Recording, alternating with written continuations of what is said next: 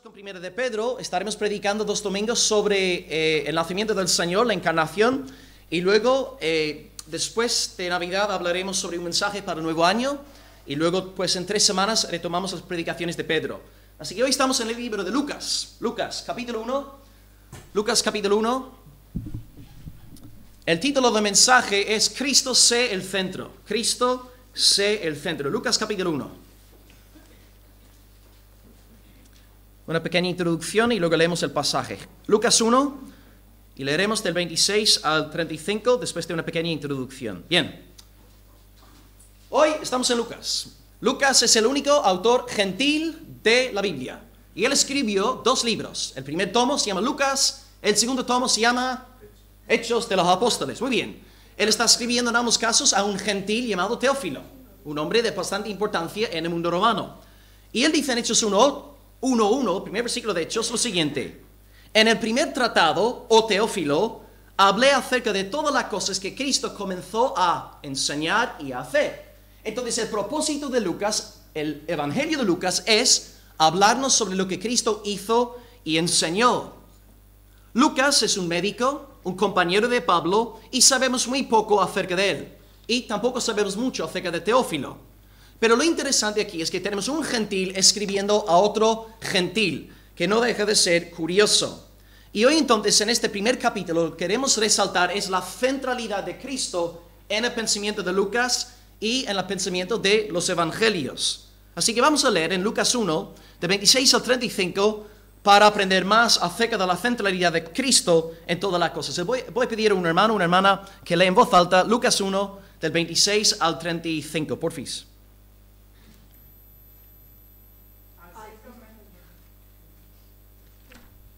Bueno, Rosa. Al sexto mes, el ángel Gabriel fue enviado por Dios a una ciudad de Galilea, llamada Nazaret, a una virgen desposada con un varón que se llamaba José, de la casa de David, y el nombre de la virgen era María. Y entrando el ángel en donde ella estaba, dijo: Salve, muy favorecida, el Señor es contigo, bendita tú entre las mujeres. Mas ella, cuando le vio, se turbó por sus palabras y pensaba que salutación sería esta.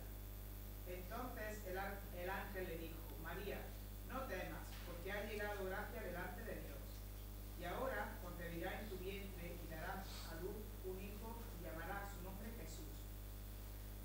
Este será grande y será llamado Hijo del Altísimo. Y el Señor Dios le dará el trono de David su padre. Y reinará sobre la casa de Jacob para siempre, y su reino no tendrá fin. Entonces María dijo al ángel: ¿Cómo será esto? Pues no conozco varón. Respondiendo el ángel le dijo: El Espíritu Santo vendrá sobre ti, y el poder del Altísimo te cubrirá con su sombra, por lo cual también el santo poder que nacerá será llamado Hijo de Dios.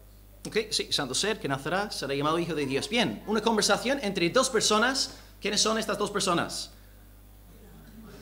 ¿El ángel? ¿Cómo se llama el ángel? Gabriel. Muy bien. Ángel Maldonado, ¿no? Ángel Gabriel. Y 2, María, la madre del Señor, ¿no? Bien, pues tenemos 3 puntos en esta mañana. 1, Gabriel no es el centro. 2, María no es el centro. 3, Cristo es el centro. 1, Gabriel no es el centro. 2, María no es el centro. 3, Cristo no es el centro. Os advierto, hermanos, es la primera vez en mi vida. ¿Qué he dicho? Uf, vaya, lo siento. Cristo es el centro. Sí, esto hay que tenerlo muy claro. Amén. Bien, os advierto, hermanos, que es la primera vez en mi vida que voy a predicar 19 folios. Tengo aquí 6,000 palabras que predicar. El Señor me inspiró esta semana, así que tenéis que poneros muy cómodos, ¿eh? Así que vamos a estar aquí 2 horas en esta mañana. Así que eso es lo que pasa cuando tenéis un pastor ya contratado, porque tiene tiempo para curar la predicación, así que la culpa es vuestra.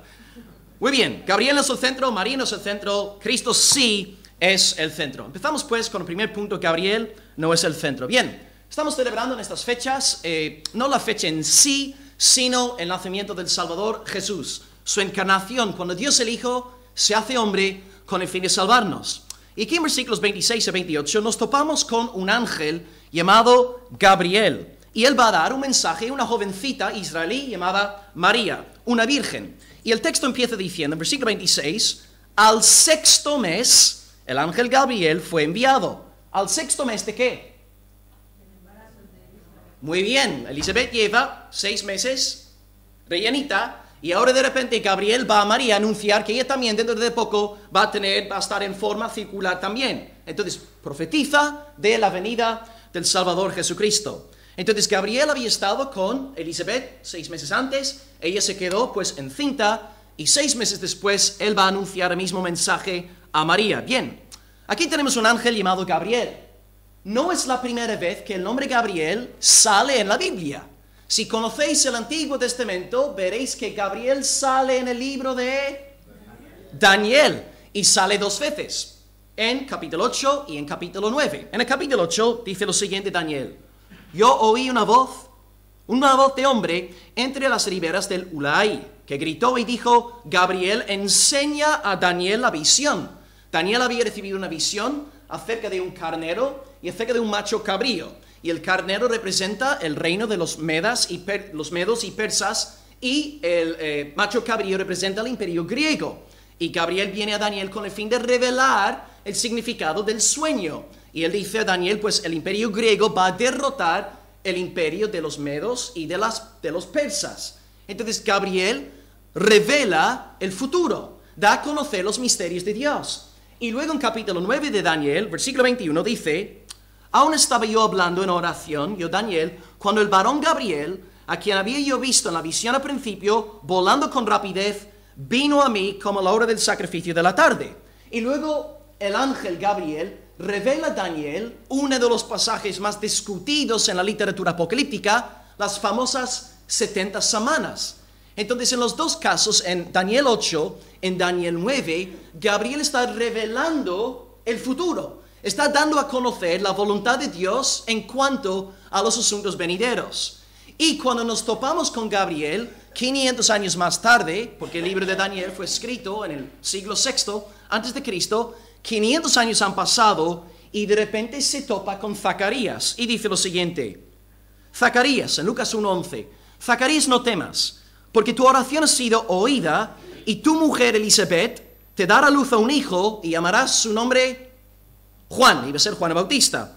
Y también por Zacarías no haber creído al anuncio de Gabriel, Gabriel dice: yo soy Gabriel, estoy delante de Dios, he sido enviado para hablarte y darte a conocer estas noticias. Y ahora quedarás mudo, no podrás hablar hasta el día en que esto se haga, por cuanto no creíste mis palabras. Entonces Gabriel está constantemente anunciando el futuro. En Daniel 8 anuncia el futuro, Daniel 9 anuncia el futuro, Lucas 1 con Zacarías anuncia el futuro, y ahora con María hace exactamente lo mismo. Le dice a María que va a dar a luz. Y esto es algo que hacen los ángeles a lo largo de la Biblia. Por ejemplo, un par de ejemplos del Antiguo Testamento. En Génesis 16, un ángel del Señor le dice a Agar lo siguiente: multiplicaré tu descendencia, y multiplicaré tanto tu descendencia que no podrá ser contada a causa de la multitud. El ángel anuncia el futuro. En Génesis 19, 2 ángeles llegan a Sodoma y Gomorra con el fin de advertir a Lot de escaparse porque van a destrozar la ciudad. Anuncian el futuro. En Jueces capítulo 13, un ángel del Señor se le aparece a Manoa, la esposa de Manoa, madre de Sansón, diciendo a la mujer que va a concebir y dar a luz a un hijo. Entonces los ángeles muchas veces nos anuncian el futuro, pero nos anuncian el futuro porque Dios revela el futuro a los ángeles. Y ellos pues pueden revelar el futuro a los demás porque Dios primeramente les ha dado esta revelación. Los ángeles no son omniscientes, no lo saben todo. Hay un omnisciente, es el Señor Dios Todopoderoso. Y en momentos dados de la historia, Dios da a conocer el futuro a los ángeles para que puedan dar a conocer el futuro a sus seguidores. Y por lo tanto, si leemos el relato navideño de Mateo, en Mateo 1, versículo 20, un ángel dice a José: José, no temas recibir a María tu mujer, porque lo que en ella es engendrado del Espíritu Santo es, y dará a luz a un hijo, llamará su nombre Jesús, porque él salvará a su pueblo de sus pecados. Entonces los ángeles anuncian el futuro, conocen la voluntad de Dios y dan a conocer la revelación del Señor. Ahora bien, hay que decir que a lo largo de 500 años había muy pocas apariciones de los ángeles, pero no deja de ser una realidad que hay seres en existencia llamados ángeles. Incluso, no sé, hay gente que dice que, bueno, no sé hasta qué punto creen, ¿no?, estos testimonios, ¿no? Pero es posible que los ángeles estén entre nosotros, ¿no? También según lo que dice la Biblia. Y nuestra hermana Bianca ve un ángel todos los días, según me dice, es verdad, hermana, ¿no? Un ángel todos los días. Los ángeles entonces anuncian el futuro y también protegen el pueblo de Dios. Por ejemplo, en Hechos 12, versículo 7, Pedro está en la cárcel y el ángel libra a Pedro. Y en el mismo capítulo no solamente protege al pueblo de Dios, sino que castiga a los impíos. En el mismo capítulo, en Hechos 12, hay un rey malvado llamado Herodes, y en el versículo 23, Herodes no da la gloria de Dios. ¿Y qué hace el ángel del Señor? Le hirió y fue comido por los gusanos. Entonces el ángel no solamente protege al pueblo de Dios, sino que castiga a los enemigos del pueblo de Dios. Y creo que el ejemplo más famoso está en 2 de Reyes 19:35, cuando Ezequías está bajo ataque. Los asirios están atacando a Jerusalén bajo Sennacherib, su líder, y sale en una sola noche un ángel del Señor y mató. ¿Alguien sabe cuántos mató aquel ángel en una sola noche? 180, estás ahí, hermano, casi. 185. 185,000 soldados asirios matados en una sola noche por un ángel del Señor. Hermanos, a ver un momentillo. Un solo ángel puede matar a 185 seres humanos así, soldados, fuertes. ¿Cuán poderoso es Dios, hermanos? Que hasta los mismos ángeles están sometidos al señorío del Todopoderoso. Nuestro Dios tiene que ser grandiosísimo para que legiones de ángeles están sometidos a su santa voluntad. Oh Dios, cuán grande será. Entonces un ángel puede matar a 185,000 personas en una sola noche. Y aquí vemos que Gabriel fue enviado por Dios. Un ángel poderosísimo, pero en plena sujeción al Señor. Los ángeles están bajo las órdenes del Todopoderoso. Esto nos tiene que estimular la fe para apreciar la grandeza de Dios. Yo no sé cuántos años tendría Gabriel cuando llegó a hablar con María. Por lo menos tenía 500 años, pero no había envejecido ni un solo día. En 500 años no va a haber nadie aquí vivo. Nadie. Pero la Biblia no dice que cuando Gabriel llegó a ver a María, iba con el bastón y con la barba gris que estaba reventado. Gabriel tenía tanto poder y tanta fuerza y tanto dinamismo como hace 500 años. Hermanos, cuando tú y yo estemos en la tumba, cuando tú y yo resucitemos, vamos a ser como los ángeles del cielo. Y pasarán 500 años y tendremos el mismo vigor, el mismo poder, la misma energía que hace 1 siglo, 2 siglos y 500,000 siglos. Ahí no vamos a tener arrugas. No vamos a envejecernos, no vamos a usar un bastón para andar, vamos a tener el poder de Dios, un cuerpo glorificado, parecido a aquel de Jesucristo, las primicias. Entonces viene el ángel bajo la autoridad de Dios. ¿Y a dónde va el ángel? ¿A dónde va el ángel según el relato de Lucas 1? ¿A dónde va? A casa de María. ¿Dónde está viviendo? ¿Galilea? ¿Qué parte de Galilea? Nazaret. Un pueblo de 400 personas en los tiempos bíblicos. Me gustan estos datos históricos y geográficos porque nos enseña que nuestra fe no es una fe nebulosa, al estilo griego, ¿no?, del oriente, una fe en las nubes. No, nuestra fe es una fe concreta, que se da a conocer en el mundo real, en lugares concretos, con personas reales. Y entonces aquí tenemos un ángel que se somete a Dios para ir a Nazaret. Ahora, si yo fuese un ángel, yo seguramente iría a, no sé, Roma, ¿no?, el poder militar de aquel entonces, o Jerusalén, la capital de la religión judía, tal vez Atenas, la capital filosófica del primer siglo. Yo no voy a ir a Nazaret. 400 personas, un barrio desconocido. ¿Quién hay en Nazaret? No hay nadie de importancia. Pero vemos aquí que los ángeles se someten gozosamente a la voluntad de Dios. Y si en Nazaret está la voluntad de Dios, vamos a ir a Nazaret.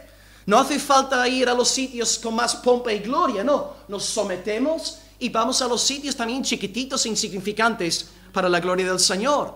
Me acuerdo, por ejemplo, de David cuando hizo un clamor un día diciendo, oh, ¿quién me diese de beber de las aguas de Belén? Y 3 de sus soldados, ¿qué hicieron? Fueron a buscar agua en Belén. ¿Por qué? Porque estaban cerca de David, amaban a David y querían cumplir con la voluntad de David. Y si tú y yo, hermanos, vivimos cerca de Dios, apegados a Dios, pegados al Señor, nos resultará fácil ir también a los lugares insignificantes para llevar a cabo la voluntad del Señor. A lo mejor también en el Padre Nuestro, por esta razón dice, hágase tu voluntad como en el cielo, así también en la tierra. Porque muchas veces nosotros, los que somos regenerados, a veces somos reacios y no obedecemos a Dios de la forma que debemos. Pero en el cielo, Dios dice a un ángel, quiero que vayas a Nazaret, sale volando, sí Señor, yo voy a donde está la Virgen María, sin ningún problema. Los ángeles son como Isaías, ¿no? Cuando dijo, heme aquí, Señor, envíame a mí. Yo iré a María, yo iré a Nazaret, yo iré a donde sea con tal de que esté yo en el centro de tu voluntad, Señor. Y Gabriel no llega a María quejándose, diciendo, oh, hermana, estoy reventado, estoy frito, qué pesado, tanto viajar de aquí para allá sin parar, no me da ni un día de vacaciones, hermana, ni un día de descanso. Cuando Gabriel llegó, ¡wow!, tenía el gozo de Dios en su corazón y proclamó la voluntad y la revelación del Señor. Un buen ejemplo para todos nosotros. Así que si Dios quiere llevarte, hermano, a un lugar de mucha gloria y pompa y visibilidad, puedes ir en la paz de Dios. Pero si Dios quiere llevarte a un sitio insignificante, donde no hay pompa ni gloria humana, ahí también vas, porque estás en sujeción al Señor. Así que queremos, pues, para empezar hoy, en el primer punto, aplicar esta verdad a nuestras vidas. Creo que sería importante aplicar este principio a nuestros corazones. Hermano, no busques servir a Dios solamente en lo público, en sitios visibles. Dios dijo a Baruch en Jeremías 45:5, Baruch, ¿buscas para ti grandezas? No las busques. Mira, hoy día, estamos en la esfera social. ¿Cuántas veces hemos visto a gente, no? Supuestamente sirviendo al Señor, sale a la calle para repartir ropa, comida a los pobres, ¿y qué hacen? Pues van a regalar algo, José, ¿puedo sacar un selfie contigo? Y sacan el selfie ellos dando el regalo al pobre, y luego suben todo a Facebook, mira cómo yo sirvo al Señor. Hipocresía, hermanos. Si vamos a servir al Señor, no lo hacemos por amor a la visibilidad, lo hacemos en secreto. Y como dice Mateo 6:3, cuando tú des limosna, no sepa tu izquierda lo que hace tu derecha. No tenemos que proclamar nuestro magnífico servicio al Señor. No, lo hacemos en humildad para que la gloria sea para el Señor. Tenemos que ser humildes, abnegados y no llamar la atención hacia nosotros mismos. Así que te pregunto, si Dios en este culto te dijese, José, Paco, Nico, yo quiero que tú vayas a Nazaret, ¿irías? O dirías, Señor, es un pueblo insignificante, ¿qué pinto yo en Nazaret? Pero ahí está la disposición del corazón del siervo de Dios. Cuando hay cosas grandes va, pero cuando hay cosas pequeñas también. Un ejemplo, Felipe está predicando en Samaria. Y dice la palabra de Dios en Hechos 8, que estaban siendo echados fuera muchos diablos, demonios, los enfermos siendo sanados, muchos convertidos. Y dice en Hechos 8:8, había gran gozo en aquella ciudad. Y luego de repente el ángel del Señor le dice a Felipe, ve ¿a dónde? Ve al sur. ¿Qué estaba al sur de Samaria? Desierto. Espera un momento. Yo estoy siendo usado aquí en Samaria, predicando la palabra de Dios, cientos de personas siendo convertidas y sanadas, y de repente un ángel me dice que tengo que ir al desierto. Volte el diablo, volte el enemigo. Esto no es, Dios no me está mandando al desierto. Pero Felipe estaba en sintonía con el Señor, baja al desierto, pero ves, hermano, el corazón del siervo de Dios. Si tiene que predicar en Samaria delante de miles, predica en Samaria delante de miles. Y si tiene que ir al desierto para charlar con un eunuco, lo hace, porque Felipe no vivía para la gloria de Felipe, Felipe vivía para la gloria del Todopoderoso. Que esta sea pues una realidad en todas nuestras vidas, hermanos y hermanas. Gabriel es un buen ejemplo, pero Gabriel no es el centro, pero sí es un buen ejemplo para nosotros. Ahora, en segundo lugar, María. María no es el centro.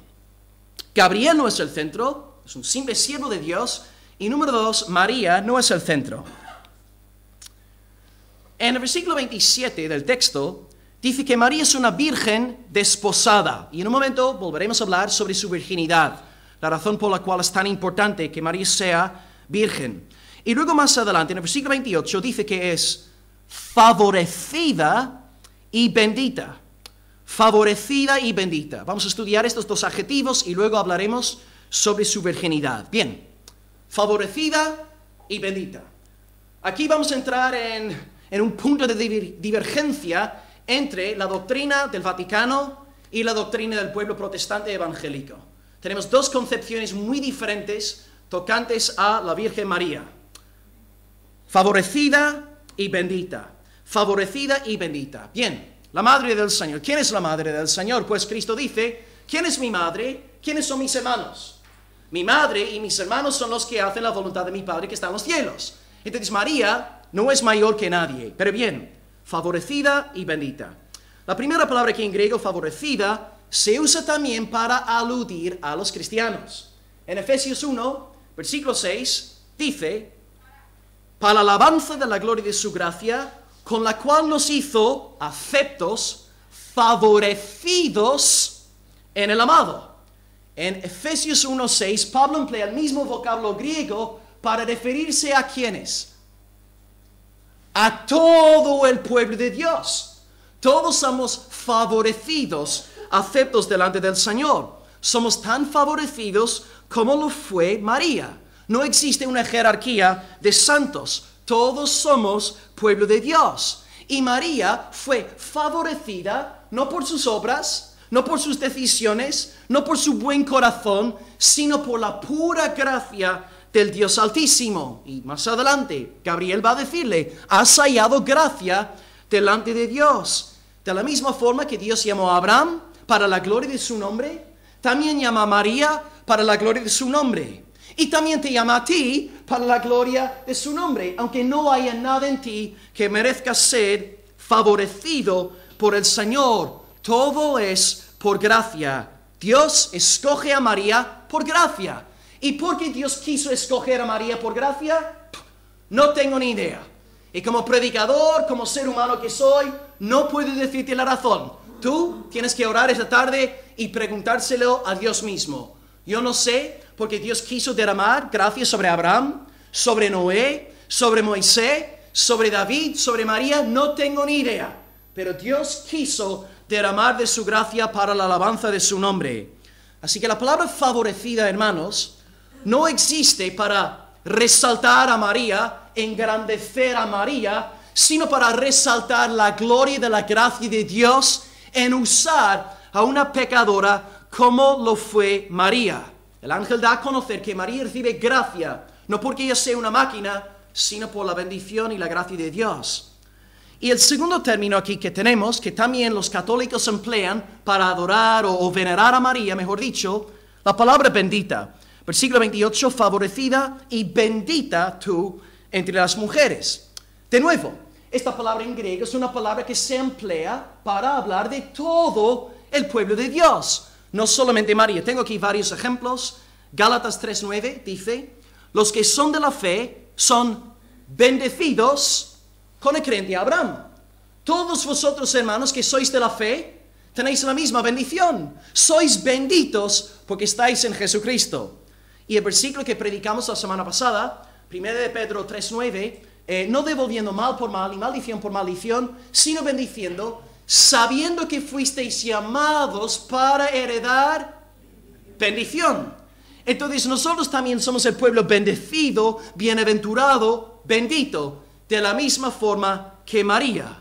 Pero de nuevo, el término bendito no sirve para engrandecer a María, sino para exaltar la gracia de Dios en escoger a un vaso de barro llamado María. Y sí, es verdad, era una mujer muy bendita, porque es la única mujer en toda la historia humana en dar a luz al Mesías.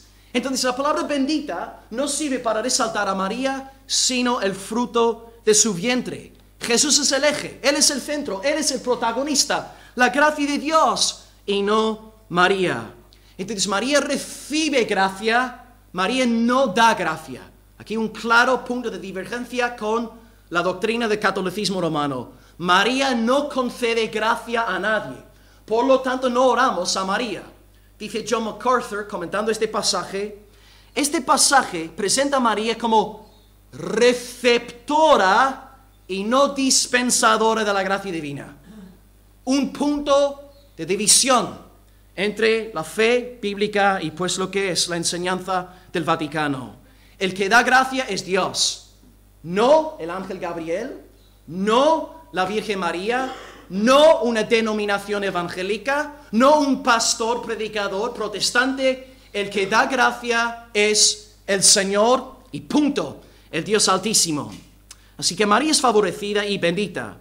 Y luego hay una tercera verdad que hemos nombrado, es virgen.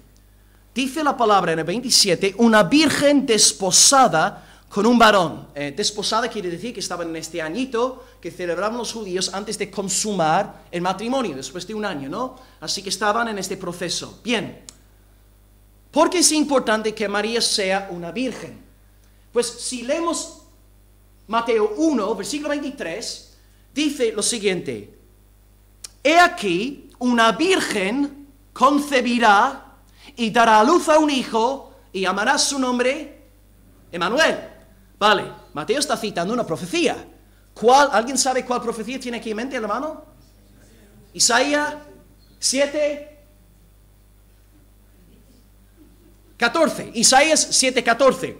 Dice que una virgen va a dar a luz. O sea, 700 años antes de que Cristo naciese, Dios ya profetizó que iba a nacer de una virgen. Esto ya es una palabra de parte del Señor. Porque claro, es imposible que una virgen dé a luz.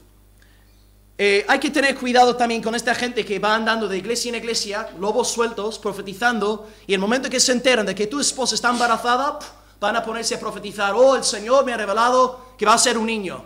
Eso no es profecía, hermanos, eso es adivinación, eso es carnal. Y cuando una persona te dice a ti: oh, el Señor me ha revelado que va a ser un niño, te puedo asegurar que va a ser una niña. No hagas caso, esta gente no son profetas enviados por Dios, es gente carnal, es gente que anda en adivinación. Pero esta profecía sí es de Dios. Isaías 7:14 es profecía, porque las vírgenes no dan a luz, no pueden concebir. Dios, 700 años antes de que naciese Cristo, Dios tenía a María preparada. Disculpad, mejor dicho, desde antes de la fundación del mundo, Dios tenía a María preparada para dar a luz al Mesías. Porque cuando Dios tiene un fin en mente, siempre tiene los medios también montados. Y Dios profetizó de que una virgen iba a concebir. Por lo tanto, cuando leemos este dato en Lucas 1:27, es muy importante recordar toda la tradición profética del Antiguo Pacto. Pues Dios entonces envía a su Hijo, cuando vino el cumplimiento del tiempo, Dios envía a su Hijo, nacido de mujer, nacido bajo la ley. El énfasis entonces recae en Cristo. Él es el eje, Él es el centro, Él es la razón por la cual cantamos gloria al Señor.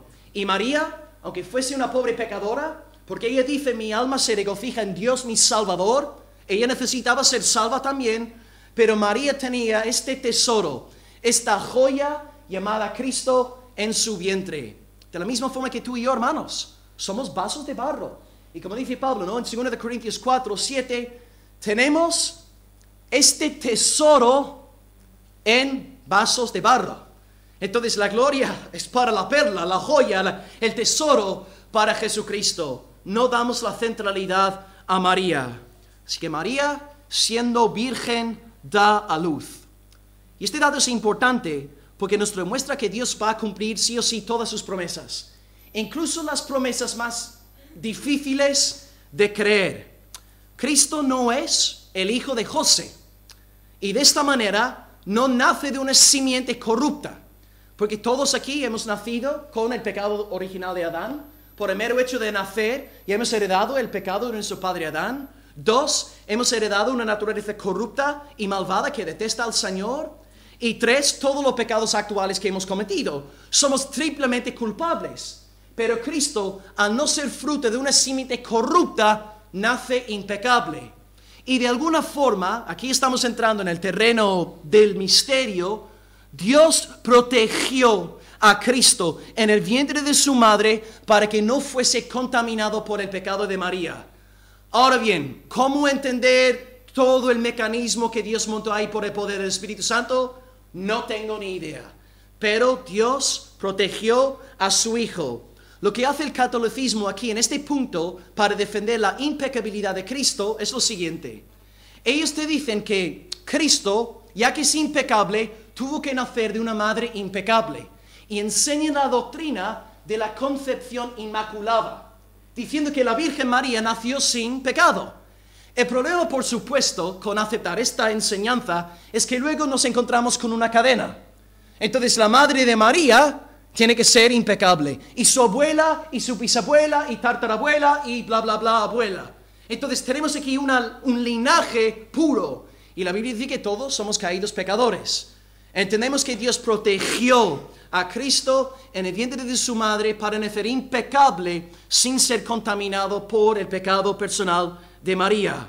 María sabemos que era pecadora, como acabamos de decir. En Lucas 1:47, mi alma se regocija en Dios, mi Salvador.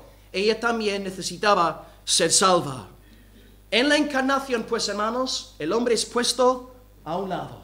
José no pinta nada. María no pinta nada. Es el Todopoderoso exhibiendo sus músculos. Me encanta cuando Dios desciende. Segundo de Crónicas 5:14.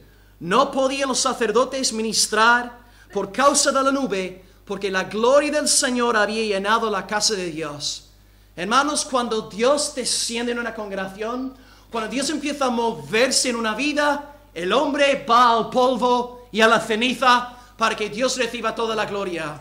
Y mi oración por nuestra congregación y por España en estos días tan apóstatas que estamos viviendo es: oh Señor, glorifícate, Padre. Desciende como en siglos anteriores. Lleva toda la gloria, Señor. Que tú seas levantado y humíllanos a nosotros, Señor. Llévanos una vez más al polvo, Señor, a la ceniza. Que sea una oración en cada corazón en esta mañana. Señor, glorifícate. Ponme para abajo. Ponme en el polvo, Señor. Pero lleva tú alabanza y gloria. Cuando Dios desciende en Belén, José y María no pintan nada, menos orgullito, hermanos, y más gloria al Rey de Reyes.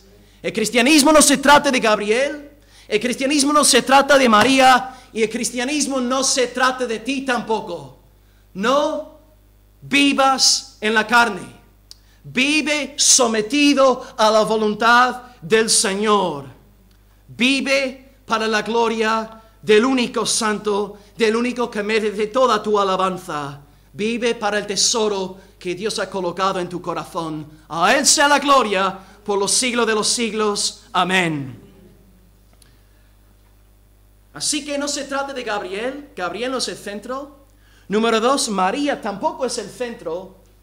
Y ahora, en tercer lugar, finalmente, Cristo sí es el centro. Cristo sí es el centro. Vamos a volver a leer versículos 31 al 35 y vamos a destacar 8 verdades que el ángel dice a María. ¿Alguien podría leer, por fin, del 31 al 35? Ahora vas a quedar encinta, tendrás un hijo y le pondrás por nombre Jesús. Será un gran hombre, al que llamarán Hijo de Dios Altísimo. Y Dios, el Señor, lo hará rey como a su antepasado David, para que reine por siempre sobre el pueblo de Jacob. Su reinado no tendrá fin. María preguntó al ángel: ¿cómo podrá suceder esto si no vivo con ningún hombre? El ángel le contestó: el Espíritu Santo vendrá sobre ti, y el poder del Dios Altísimo se posará sobre ti. Por eso el niño que va a nacer será llamado Santo e Hijo de Dios. Aquí tenemos varios datos comentados por el ángel Gabriel. 8 datos. 1, será un hijo, versículo 31.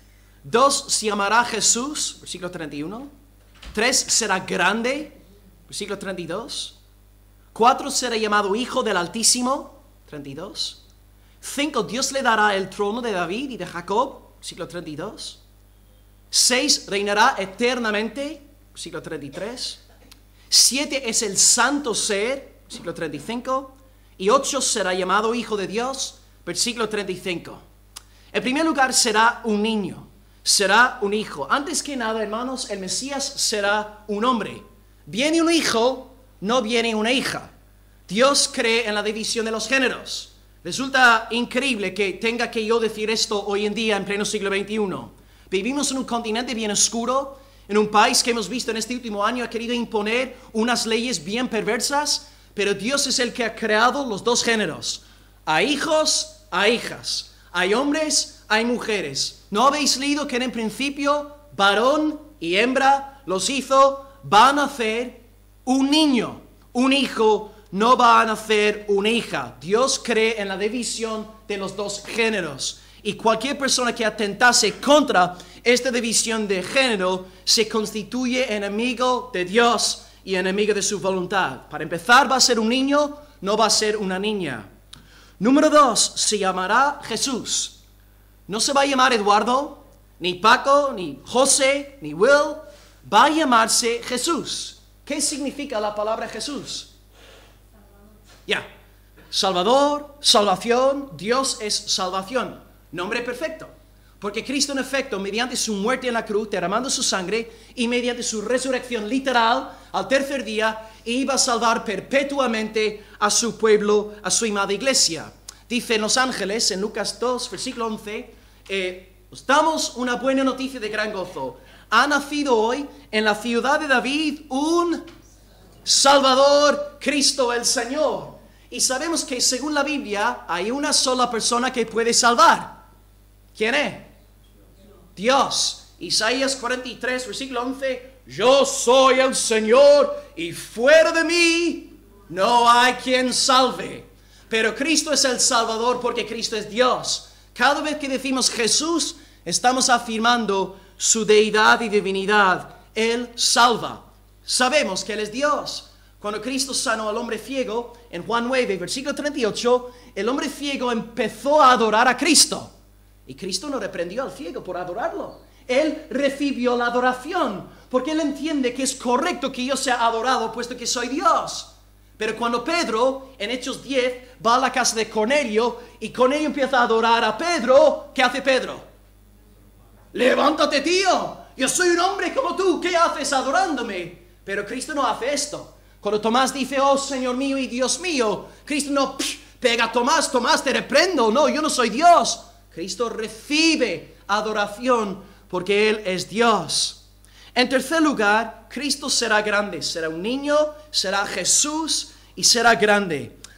A primera vista parece ser que esto tiene que ver con su deidad, pero no es así. La expresión aquí grande no tiene que ver con su deidad. Sabemos esto porque en el 1.15, ¿alguien podría leer por fin el 1.15? Porque será grande delante de Dios. Hasta ahí. ¿De quién está hablando en el 1.15? No. De Juan el Bautista. Entonces Gabriel dice a Zacarías, Juan va a ser grande. Y luego dice a María, Jesús va a ser grande. Entonces grande aquí no se refiere a su divinidad. Porque si se refiriese a su divinidad, tendríamos que decir que Juan también es divino, cosa que no es así. Pero la expresión grande aquí en el Nuevo Testamento, el término nuestro sería famoso, conocido, grande en este sentido. Y mira, aquí estamos 2000 años después. ¿Qué personas hay en España que no saben quién es Jesús? O Juan el Bautista. Todo el mundo, Dios les ha dado un nombre, les ha hecho grandes y famosos. Así que Cristo sí va a ser grande, famoso y poderoso, de la misma forma que Juan. La cuarta verdad, y aquí sí vemos una diferencia con Juan, será llamado Hijo del Altísimo. Aquí hay un punto de divergencia ahora entre Juan y Jesús. En el versículo 32 dice, este será grande y será llamado Hijo del Altísimo. Observad, hermanos, la diferencia, porque si vamos al versículo 15, dice que Juan será grande delante de Dios. Pero de Jesús dice, será grande y será hijo de Dios. ¿Veis la distinción? Y más adelante, en Lucas 1, 76, Zacarías dice, tu niño, profeta del Altísimo serás. Pero cuando habla de Jesús, no dice profeta del Altísimo, dice hijo del Altísimo. Observad, hermanos, la distinción cualitativa entre Cristo y Juan el Bautista. Juan es grande, sí, pero Juan es un profeta del Altísimo. Jesús es grande, sí, y es el Hijo del Altísimo. Cristo es Dios manifestado en carne. Cristo es Hijo de Dios porque es uno con Dios. Y por esta razón podemos entender una expresión bien paradójica de Juan en el Evangelio de Juan 1, versículo 15. Juan el Bautista está hablando y dice lo siguiente. A ver si alguien puede resolver la paradoja. El que viene después de mí es antes de mí. ¿Cómo podemos resolver la paradoja? Ahí está. Sí. Humanamente hablando, Jesús tenía 6 meses menos que Juan. Y Juan dice, el que viene después de mí es antes de mí. ¿Por qué? Porque aún antes de la fundación del mundo, el Padre, el Hijo, el Espíritu Santo moraban en comunión eterna. Cristo viene después humanamente hablando, pero en términos de eternidad, Él es antes de mí. Porque Él es Dios. Él es el Hijo del Altísimo. Número 5, Dios le dará el trono de David y de Jacob. Versículo 32. Aquí estamos en la esfera de simbolismo mesiánico. Es una clara alusión a Cristo como el Mesías, como el Cristo. Y claro, Gabriel está predicando a una doncella judía. María había sido versada en las Escrituras desde chiquitita, enseñaban a sus niños los libros del Antiguo Testamento, y él está usando la tradición del Antiguo Testamento para enseñar a María quién es aquel que ha de nacer. Entonces, hermanos, daros cuenta de algo aquí.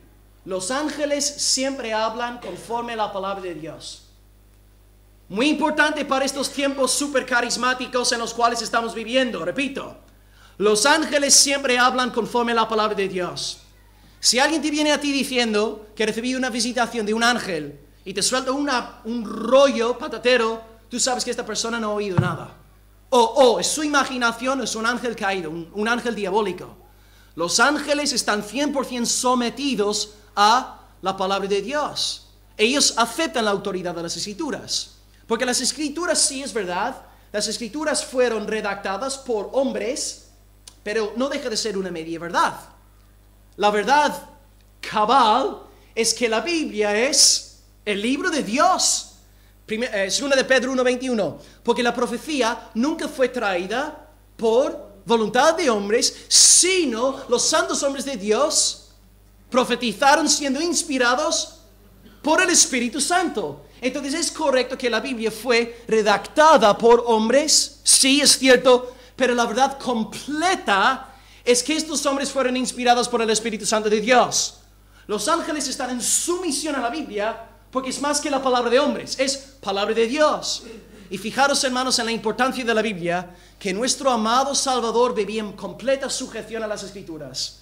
Jesús nunca se opuso a la palabra de Dios, nunca desobedeció la palabra de Dios, se sometió a la palabra de Dios, no corrigió a los fariseos en cuanto a su perspectiva de la inspiración. Por ejemplo, los saduceos, ellos no creían en la inspiración de la Biblia. Ellos pensaban que ciertas partes del Pentateuco fueron inspiradas por Dios, pero eran teólogos liberales, no creían en nada milagroso. Los fariseos, sin embargo, creían en la inspiración desde Génesis hasta Segunda de Crónicas. Claro, en la Biblia hebrea, el último libro no es Malaquías, sino Segunda de Crónicas o el libro de Crónicas. Cristo reprendió a los fariseos por muchas cosas, pero nunca reprendió a los fariseos por su perspectiva de la inspiración bíblica. Jesús aceptó que toda la Biblia había sido inspirada por Dios. Jesús predicó la palabra de Dios sin cesar. Jesús proclamó que las Escrituras se iban a cumplir. Jesús se dedicó a la enseñanza de la palabra. Sanó para que la palabra se cumpliese. Murió y resucitó para que la palabra se cumpliese. Y un último dato de interés. Jesús incluso dice que las partes humanas de la Biblia fueron inspiradas por Dios. ¿Qué quiere decir con esto? Un ejemplo. Si tú lees Génesis 2, versículo 24, dice, por tanto, el hombre dejará a su padre y a su madre, se unirá a su mujer y los dos serán una sola carne. Pero Dios no dijo esto en Génesis. Esto fue algo que escribió el autor de Génesis, el cronista. Pero cuando Cristo cita Génesis 2, 24, Él dice lo siguiente. ¿No habéis leído que el que los creó al principio dijo, por lo tanto el hombre dejará a su madre y su padre y se unirá a su mujer y serán una sola carne? Hasta las partes humanas de la Biblia son de Dios porque las Escrituras fueron dadas por inspiración divina. Hermanos, una pregunta. Si Jesús aceptaba la plena autoridad de las Sagradas Escrituras, ¿podemos llamarnos seguidores de Jesús si no creemos en la plena autoridad de la Escritura? Si no aceptamos la veracidad de la palabra de Dios, si nuestro Salvador tenía una bibliología tan alta, tan sagrada, nosotros sus seguidores tenemos que tener la misma bibliología. Gabriel está predicando acerca de la promesa de Dios dada en el Antiguo Pacto. Y podéis pues encontrar la profecía del trono de David en 2 de Samuel capítulo 7, donde Dios dice que Él va a levantar un hijo de David que iba a edificar una casa al nombre del Señor. Dios va a levantar un hijo de David. La profecía se cumple inicialmente en... ¿Quién levantó la casa? No fue David, porque era un hombre con sangre. Sí, Salomón es supuestamente el cumplimiento inicial. Pero si seguimos leyendo la profecía, vamos a ver que el cumplimiento en sí no es Salomón, aunque sí, inicialmente sí. Entonces, hijo de David es un término mesiánico. Y por esto Jimmy Maya, los que tenéis el disco, tiene una canción, a ver si me ayudáis. Jesús, hijo de David, ten misericordia de mí. Y wow, increíble. Entonces es un término mesiánico. Con el ciego Bartimeo está, hijo de David, hijo de David. 2 de Samuel capítulo 7. La promesa de Dios dada a David. Va a levantar a alguien que iba a gobernar en la casa de David. Así que gracias, Jimmy, si estás escuchando, por esta maravillosa canción. Número 6, no solamente iba a tener el trono de David, y aquí vamos a contestar lo que ha dicho ahora Ramón. Número 6, iba a reinar eternamente. Eternamente, versículo 33. Y reinará sobre la casa de Jacob para siempre. Entonces, Ramón, te pregunto, a la luz de lo que acabo de decir, ¿cómo sabes tú que la profecía no se cumple en Salomón? Exactamente. ¿Cuánto reinó Salomón, hermanos? 40 añitos. Y luego, finiquito, y el reino se dividió en dos partes. En el sur, 2 tribus permanecieron leales a Roboam, y las 10 tribus del norte no querían someterse, se juntaron bajo el liderazgo de Jeroboam.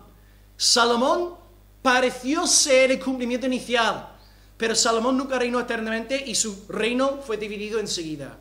Entonces aquí vemos claramente que el que iba a ser el Mesías iba a reinar eternamente. Y cuando Gabriel está predicando a María, está diciendo que este es el verdadero cumplimiento del pacto davídico. Jesús es el hijo de David con H mayúscula. Jesús es el cumplimiento de todas estas profecías. Jesús es rey y todos nosotros estamos esperando ansiosamente su segunda venida, cuando toda lengua confesará que Él es Dios para la gloria de Dios Padre. Él es el hijo de David que reinará eternamente. La penúltima verdad de esta lista de 8, versículo 35, es el santo ser. De nuevo una afirmación de su deidad. ¿Cuántos santos seres hay aquí en esta mañana congregados? ¿Cuántos de vosotros sois santísimos, santos, perfectos, inmaculados? ¿Cuántos? Nadie, ninguno. Desde el púlpito hasta la última fila donde está Rosy y Estela, todos caídos, pecadores, malvados. Pero ha nacido un santo ser, porque Él es santo, santo, santo. Cristo es Dios. Gracias a la intervención del Espíritu Santo no fue contaminado por el pecado de María, no nació de la simiente de José, y por lo tanto Jesús puede decir en Juan 8:46, ¿quién de vosotros me redarguye de pecado? Yo nunca me atrevería a hacer esta pregunta. Y mucho menos a mi esposa. Esposa mía, redargúyeme de pecado. Vale, ¿dónde empiezo? 1, 2, 3 y va por toda la lista. No tira 2 días contando mis pecados. Nadie aquí podría hacer esta pregunta. Pero Cristo sí puede públicamente decir, ¿quién de vosotros me redarguye de pecado? Impecable, perfecto, santísimo. Él es el santo ser. En todo según nuestra semejanza, hecho como nosotros, pero sin pecado, según Hebreos 4:15. Cristo es impecable porque Cristo es Dios. Y si no fuese impecable, no podría salvarnos. Y la última verdad de la lista número 8, será llamado Hijo de Dios. Será llamado Hijo de Dios. De nuevo está pensando en la profecía de 2 Samuel 7, donde el Señor dice en el versículo 14, yo le seré a él padre, y él me será a mí hijo. Y como dice César Vidal, el término Hijo de Dios no se limita a tener connotaciones mesiánicas, sino que indica igualdad con Dios. Si yo te digo que José Luis es el hijo de José Manuel, vosotros entendéis que José Luis es de la misma naturaleza, de la misma sangre, de la misma esencia que su padre José Manuel. Si yo te digo que Jesucristo es el Hijo de Dios, estamos diciendo que Cristo es de la misma esencia que el Padre. Él es Dios. Es más que profeta, es más que Mesías. Él es el Hijo de Dios en el sentido absolutista de la palabra. A raíz pues de estas 8 verdades que hemos estudiado, reconozcamos algo bien fuerte aquí, hermanos. Cuando Gabriel se presenta delante de María, habla conforme a las Escrituras. Importante. Hay 3 grandes religiones que se han levantado en base a una revelación angelical. El mormonismo, los testigos de Jehová, el Islam, por medio de revelaciones angelicales. Pero Gabriel habla conforme a la palabra de Dios. ¿Y qué dice a María? Todo lo que dice es doctrina. Doctrina, doctrina, doctrina, teología, teología, teología, cristología, cristología, cristología. No habla de los sentimientos de María. No está interesado en su experiencia religiosa. María, esto es lo que tú necesitas saber en cuanto a aquel que va a nacer. Cristo va a ser Hijo de Dios, Hijo del Altísimo, Santo ser, Jesús, etcétera, etcétera. Aprendemos, hermanos, sobre la gran importancia de tener una cristología correcta. ¿Qué está pasando en esos días? Hay muchas personas en las iglesias evangélicas que dicen, yo creo en Jesús. Yo sigo a Jesús. Y tienen la bandera montada, la bandera de Jesús. Pero tenemos que preguntar, ¿en qué Jesús estás creyendo? ¿Estás tú creyendo en el Cristo revelado en las Sagradas Escrituras? ¿El que murió por los pecadores y resucitó literalmente al tercer día? ¿Estás creyendo en el Cristo que es 100% humano, 100% divino? ¿O estás creyendo en un Jesús guay, mariposita, que tú has fabricado en tu propio corazón? Tenemos que indagar. Dice Juan, necesitamos probar los espíritus. No debemos creer a cualquiera que nos diga yo creo en Jesús. No, hay que estudiar la confesión de esta persona. Y por esta razón en nuestra iglesia tenemos una confesión de fe redactada explicando claramente quién es el Señor Jesucristo. Si uno no cree que Jesús es el Cristo de las Escrituras, no tenemos comunión ninguna con Él o con ella, por mucho que hagan mención del nombre de Jesús. Según Gabriel y según Lucas, es importantísimo tener una cristología correcta. No podemos ser salvos si no creemos que Jesús es el Hijo de Dios. Mira, el ejemplo de nuevo de Felipe.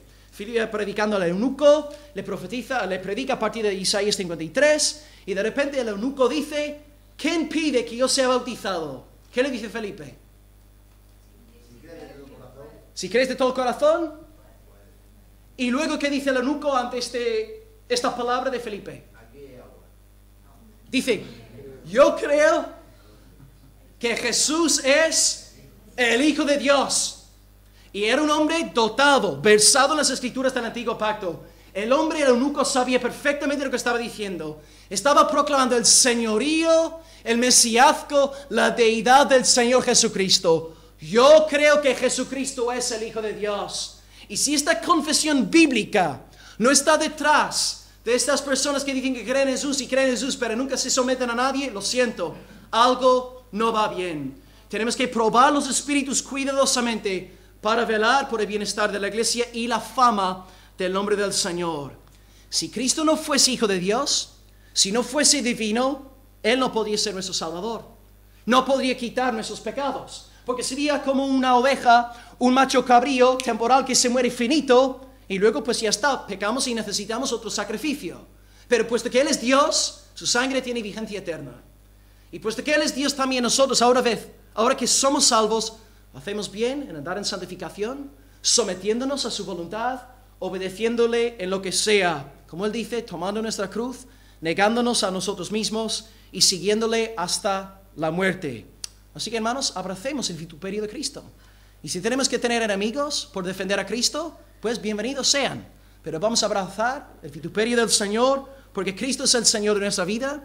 Nuestros antojos, nuestros caprichos no están en primer lugar. En primer lugar es Cristo, el Hijo de Dios, el Santo Ser. Así que te pregunto antes de concluir este mensaje en esta mañana, ¿tú de verdad crees en el Jesús de la Biblia? ¿O crees en un Cristo que tú mismo has fabricado en tu propio corazón? Si tú de verdad crees en el Cristo de la Biblia, se verá en tu vida. Habrá fruto, habrá sumisión a la voluntad de Dios y habrá un andar en santificación. No estamos diciendo que habrá gente perfecta entre nosotros, no, pero sí habrá santificación sí o sí. Los que de verdad conocen a Cristo andan con la cruz de Cristo, negándose a sí mismos, abrazando el vituperio del Señor. Recuerda, hermano o hermana, que Cristo te llama a seguirle hasta el fin, y Él te dará la corona de la vida por ser fiel a Él. Si Cristo no es nuestro Señor, no es nuestro Salvador, así de sencillo. Por mucho que digas que creas en Cristo, si Cristo no está dominando, gobernando, reinando tu vida, no conoces a Cristo. Así de sencillo. Así que pido que todos examinéis bien vuestros corazones en esta mañana para ver si sois de la fe o si no, si sois réprobos. Que Cristo sea el eje, el latir de vuestros corazones. Pues hermanos, gracias por vuestra paciencia. Recapitulamos pues las 3 verdades centrales que hemos resaltado y luego oramos y vamos a comer juntos. Hoy hemos hablado de 3 verdades. 1, Gabriel no es el centro. Vimos que los ángeles anuncian el futuro y están sometidos a la voluntad de Dios, protegiendo al pueblo de Dios y castigando a los impíos. ¿Cuán grande será Dios para que los mismos ángeles le obedecen tan gozosamente? Número 2, hemos dicho que María tampoco es el centro. Es favorecida, sí, es bendita, sí, pero todos aquí somos favorecidos y benditos. Y es una virgen resaltando el poder de Dios en el nacimiento del Señor, revelando que José no pinta nada, María no pinta nada, toda la gloria al Señor. Y hemos acabado resaltando 8 verdades según Gabriel en cuanto a nuestro Salvador. 1, es un hijo. 2, se llamará Jesús. 3, será grande. 4, será el Hijo del Altísimo. 5, tendrá el trono de David y Jacob. 6, reinará eternamente. 7, es el Santo Ser. Y 8, es el Hijo de Dios. Es imprescindible, pues, que conozcamos al Jesús verdadero para disfrutar de los beneficios de su salvación y santificación. Oremos al Señor en esta mañana, dándole gracias por la exposición de la palabra aquí en la congregación. Oremos al Señor.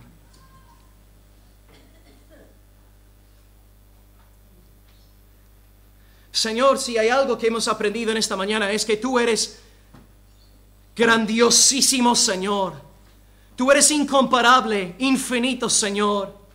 Gracias a ti, Padre, por haber creado toda la cosa por amor a ti mismo, Dios. Señor, hemos visto hoy como Gabriel, un ángel, está 100% sometido a ti y te sirve gozoso y alegremente. Señor, qué pedazo de reprensión para nosotros, que a veces como regenerados somos muy reacios a la hora de hacer tu voluntad. Señor Dios, pedimos que tengamos un corazón como el de Gabriel, obedeciéndote al instante, yendo a Nazaret, un pueblo insignificante, con el fin de dar a conocer tu voluntad a una jovencita desconocida. Señor, líbranos de la tentación de solamente querer servirte en público, en lugares visibles, sacando fotos para que todo el mundo se entere de lo santo y lo bueno que somos nosotros. Señor, líbranos de la vanagloria carnal, Señor, y danos un corazón humillado, contrito delante de ti. Es que sirvamos, Señor, para que nuestra mano derecha no se entere de lo que hace la izquierda, Padre. Dios, gracias por el ejemplo de Gabriel, Señor, y pedimos que como iglesia podamos seguir este ejemplo. Señor, gracias también porque hemos visto que Gabriel estaba 100% sometido a las Sagradas Escrituras. Señor, seríamos insensatos, necios, si pensáramos que podíamos ser tus siervos sin estar plenamente sometidos a la revelación de tu palabra. Señor, quiero pedir ante lo que estamos viendo en España, que tú guardes tu iglesia evangélica, Señor, de falsa profecía, Señor, de atentados brutales contra la inspiración, la autoridad de las Sagradas Escrituras, Dios. Ayúdanos, Señor, si hiciera falta derramar nuestra sangre en esta batalla, porque es tu palabra, Señor. No son nuestras ideas, no son nuestros caprichos, es la palabra del Dios Altísimo y estamos puestos para la defensa de tu palabra. Señor, si Gabriel mismo no se atreviese a modificar tu palabra en ningún momento, oh Señor, líbranos de nuestra locura, de jugar, de coquetear con las Sagradas Escrituras. Danos un corazón sumiso, contrito, quebrantado delante de ti. Porque si tú estás con nosotros, no tenemos por qué temer a nadie, Señor. Si Dios es por nosotros, ¿quién contra nosotros? Segundo lugar, Padre, gracias por el ejemplo de María. Señor, no oramos a María en esta mañana, no veneramos a María. Sabemos que para ti esto es blasfemia, Señor. Y pedimos por la Iglesia Católica Romana en esta mañana. Pedimos por una ola de salvación. Pedimos que como en Cana oró el miércoles por la conversión de iglesias, Señor, te pedimos también por la conversión también de las iglesias católicas, Señor. Oh Dios, te pedimos que tú abras ojos. Seguramente tú tendrás a muchos hijos, hijas tuyas en aquellas iglesias. Líbralos, Señor, de la idolatría. Líbralos, Señor, de quitar sus ojos de Cristo y de colocarlos en su madre. Oh, Señor, te pedimos por un poderoso soplar del Espíritu Santo en todas las iglesias católicas de España. Incluso aquí mismo en Almería, sopla, obra, envíanos a predicar, Señor, para que muchos vean la toda suficiencia de Jesucristo. Libra mucho, Señor, de las ataduras de una religión, Señor, que enseña contrariamente a lo que está claramente revelado en la palabra de Dios. Señor, ayúdanos a todos a entender que todos somos favorecidos, que todos somos benditos.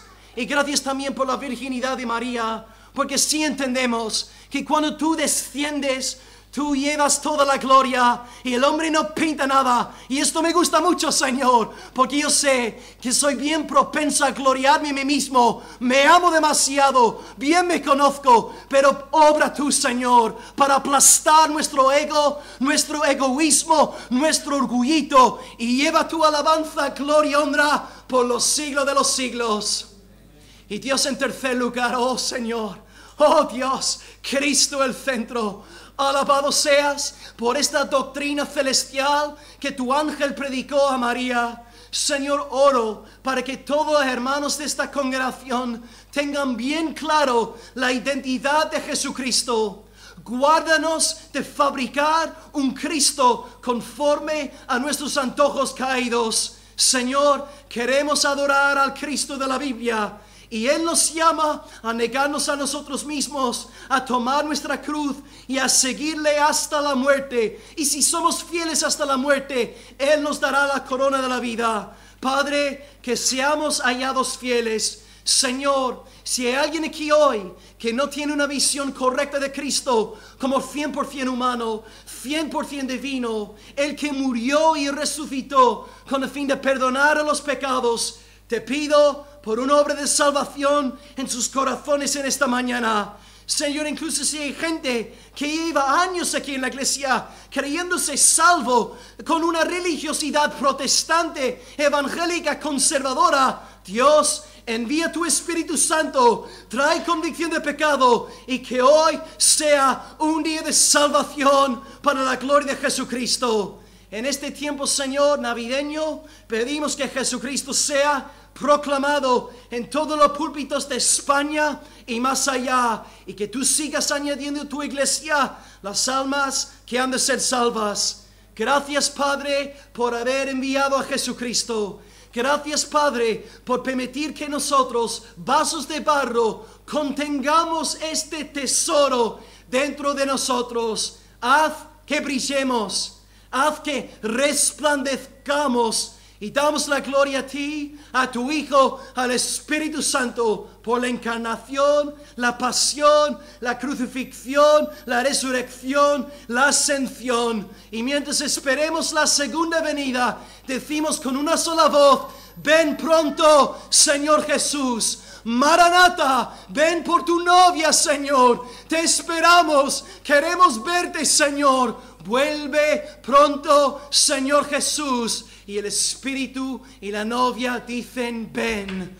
Gloria a ti, Señor. Si 2 o 3 hermanos quisierais orar, podéis hacerlo en la libertad del Espíritu. Amén.